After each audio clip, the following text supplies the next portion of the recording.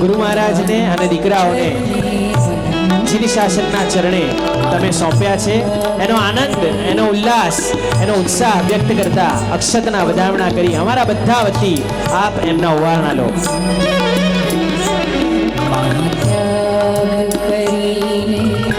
જય હો.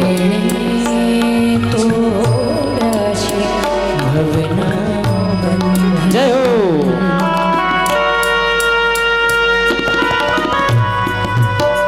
પિતાજી મહારાજ, 100 વર્ધાન તપની હોળીની આરાધના આપે જે તપનો વારસો અમને બધા મુનિરાજોને આપ્યો છે, ચોક્કસ એ વારસાથી જ અમે તપમાં આગળ વધી રહ્યા છીએ. જે સિદ્ધિરત્ન મહારાજ સાહેબ 52 વર્ધમાન તપની હોળી, આનંદો આનંદો. એકનો એક દીકરો પિતાએ જીની શાસનને સમર્પિત કર્યો.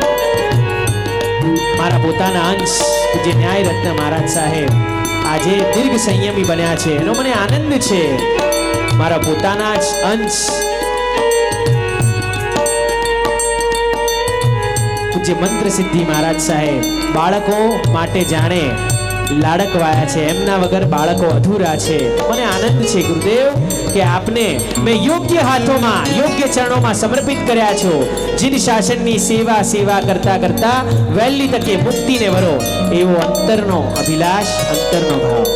ખોટી મમતાને છોડી સાચો સુત પ્રેમ બતાવ્યો. ખોટી મમતાને છોડી સાચો સુત પ્રેમ બતાવ્યો. ભવના હિતને કાજે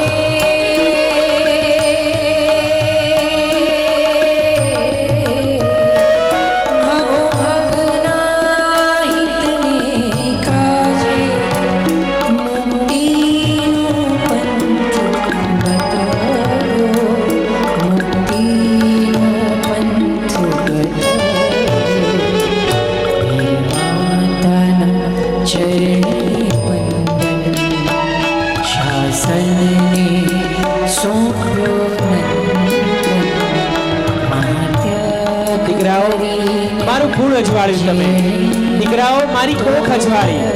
જોજો દીકરાઓ, સંયમ જીવન એવું શ્રેષ્ઠ પાળજો. પ્રભુ વીરના મુખમાંથી પેલા ધનના અણગારનું નામ નીકળ્યું હતું. આપના ગુરુના મુખે બસ આપનું નામ રમતું હોય. ચારિત્ર મોહનીય કર્મ આપના ખપે, ઘાતી અઘાતી કર્મ ખપાવી અને વહેલી તકે આપ કૈવલ્ય સુંદરીને વરો. દીકરાઓ, પ્રભુની આજ્ઞાનું નખશીખ પાલન કરજો એવી અંતરની આ પિતાની, આ માતાની શુભેચ્છા, આશીષ ઝંખના.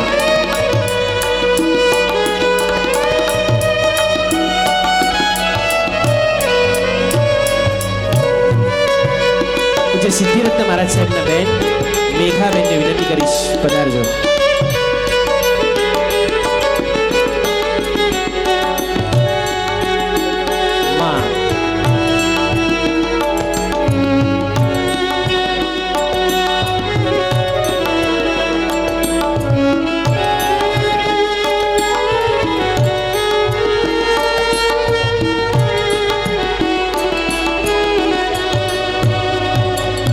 મારી કોખ ઉજાળી દીકરાઓ, મારું કુળ અજવાળ્યું.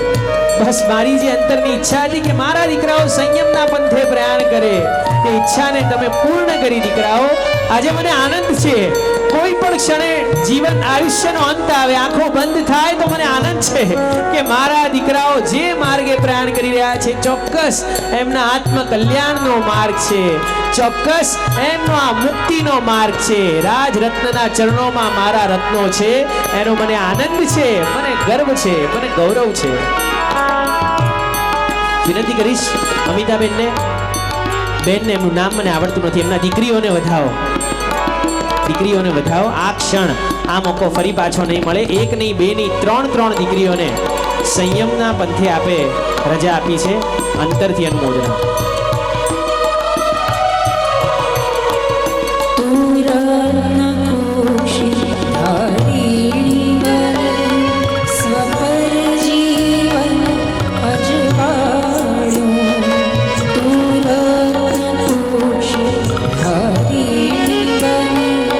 સ્વપર જીવન સાથે વિનંતી કરીશ બા મહારાજને પૂજ્ય સાધ્વીજી ભગવાન પૂર્ણ પ્રભાશ્રીજી મહારાજ સાહેબને આપણે વધાવજો. જય હો. जिन संगनी मात बनी शासन शासन ચારે બહેનો સાથે દીક્ષા. વાહ, મોટા મહારાજ. चरणी वंदन અનુમોદના. शासन सौंप्यो માતાઓ પિતાઓ 18 દિવસ માટે બાળકોને આપવા કેટલા અઘરા છે. સંપૂર્ણ જીવન માટે બાળકને અલગ કરવું પોતાનાથી બહુ જ કપરું છે અને એટલે જ શ્રી શાસન એમને રત્નકુક્ષી માતાઓ કહે છે.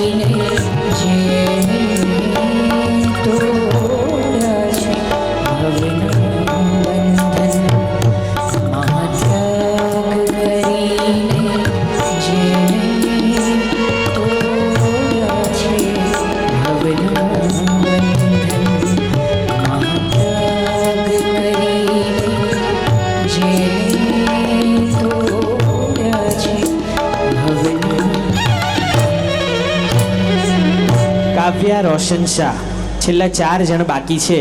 Last 20 minutes. ભૂખ લાગી છે ના કે ના? સેવા કરી. મને ખબર પણ હતી કે મને ડેન્ગ્યુ થયું હતું 2-3 દિવસથી. પછી મારા પપ્પાએ મને કીધું કે મને ડેન્ગ્યુ થયું. પછી એ લોકોએ મારી બહુ જ હેલ્પ કરી અને મને ક્યોર કરવા માટે બધી ટ્રીટમેન્ટ કરી, મારા રિપોર્ટ્સ કરાવ્યા. પણ પછી મને 1-2 વાર ગુસ્સો આવ્યો હતો તો મારા મમ્મીને સામે પણ કીધું હતું. અને મને ગુસ્સો આવે ને તો કોઈક વાર કશું કરી પણ લો, મમ્મીને કશું પણ બોલી પણ લો. પછી મારા પપ્પા અમને ખુશ રાખવા માટે બધું જ કરે છે.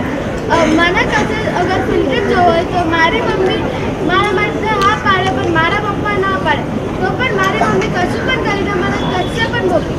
મારા પપ્પા રાતના 2-2 વાગે તક જાગીને અમારા બધું કામ કરે છે. મને અગર સ્કૂલમાં પ્રોજેક્ટ લઈ જવાનો 2 દિવસ પછી તો મારી મમ્મી યાદ કરાવે છે, કાવ્યા તને આજે પ્રોજેક્ટ લઈ જવાનો, તને આજે દવા પીવાની છે, આમ કરવાનું. મારું બધું જ ધ્યાન રાખે છે. મારી મમ્મી મારું પણ કામ કરે, મારા ભાઈનું પણ કરે, સ્કૂલનું પણ કામ કરે. એના માટે હું મમ્મીને થેન્ક યુ બોલું છું, પપ્પાને પણ થેન્ક યુ. પપ્પા તો ઓલવેઝ મારા સાથે જ હોય અને મને ક્યારેય ના નથી પાડતા. એના માટે કાવ્યાના મમ્મી પપ્પાની અનુમોદના. રિયા અલ્પેશ શાહ, રિયાબેન અલ્પેશભાઈ શાહ અને ત્યારબાદ કેયા ચિરાગભાઈ શાહ તૈયાર રહે. રિયા હાજર છે? નો પ્રોબ્લેમ. ત્યારબાદ કેયા ચિરાગભાઈ શાહ. રિયા સરસ બેટા. કામળી કાળ અત્યારે નથી, વાંધો નહીં. કેયાબેન હા રેડી રહેજો. ત્યારબાદ પલક અને લાસ્ટ ફિલોની.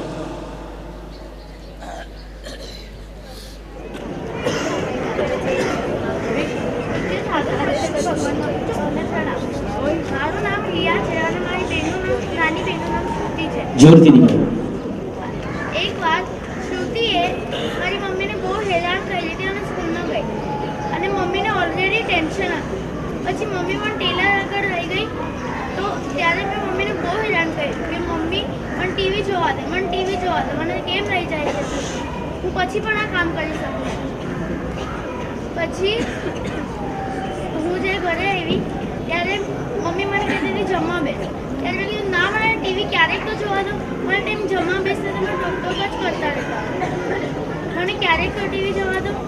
પછી એવી મમ્મીને થોડું ટેન્શન હતું, મારી બેન ઉપર ગુસ્સો હતો ને આગળ ગુસ્સો આવ્યો. મમ્મી મને જોરથી જ લાગુ માર્યો. પછી મને મમ્મી ઉપર બહુ ગુસ્સો આવ્યો અને હું ઘર છોડીને નીચે બેસી ગઈ.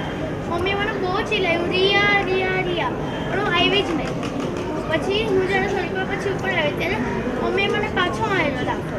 ત્યારે મને તો લાગ્યું હતું કે મમ્મી મને પ્યારથી હક કરશે, પણ મમ્મીએ તો મને લાગુ માર્યો. મને બહુ જ ગુસ્સો આવ્યો મમ્મી ઉપર અને હું ત્યાંથી વહી ગઈ.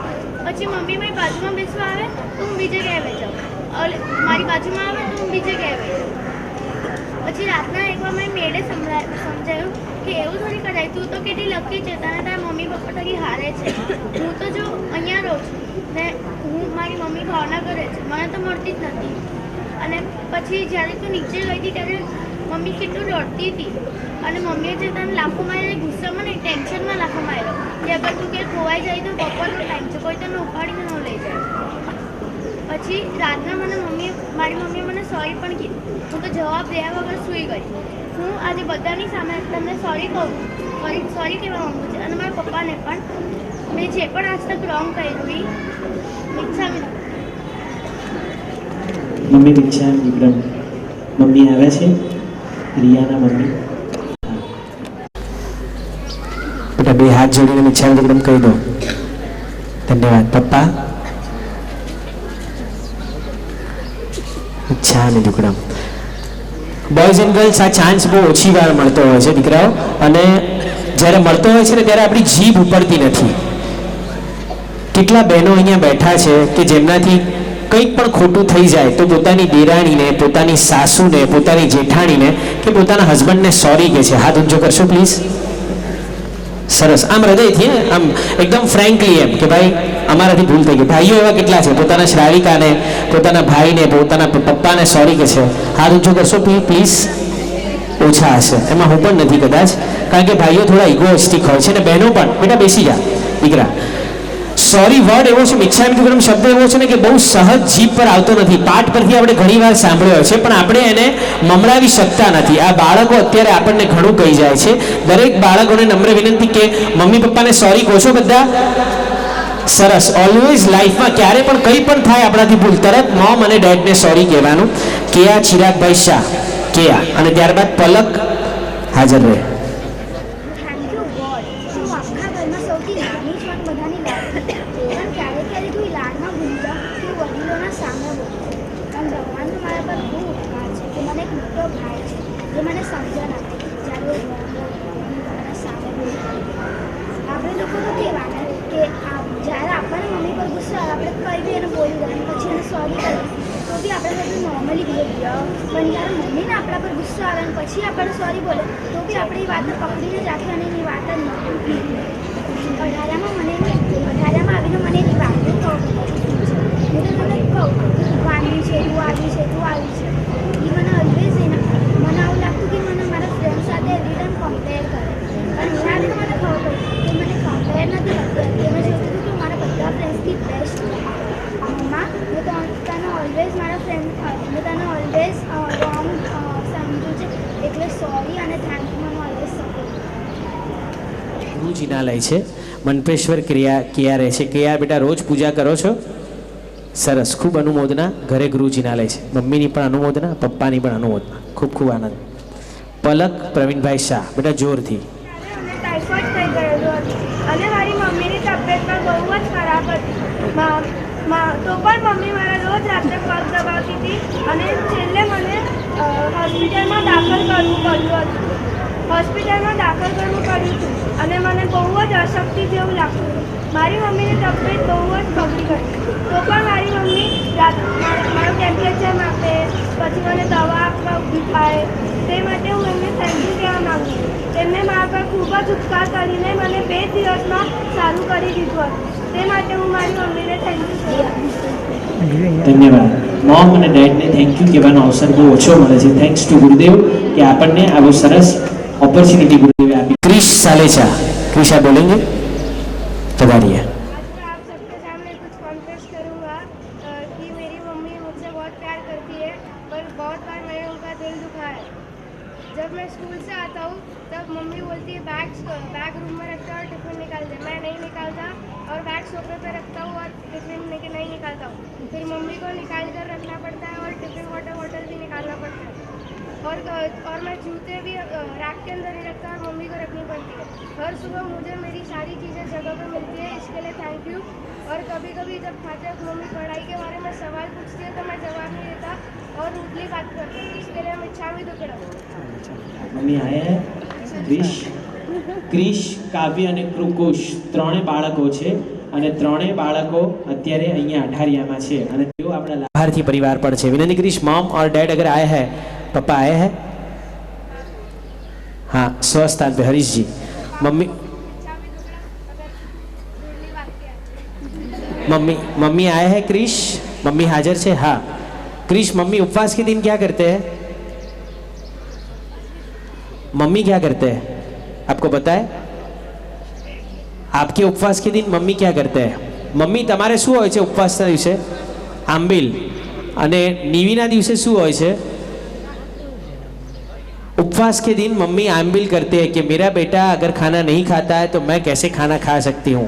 काव्य और कुश को भी विनती करूंगा, रिक्वेस्ट करूंगा, आप मंच पे आ जाइए और तीनों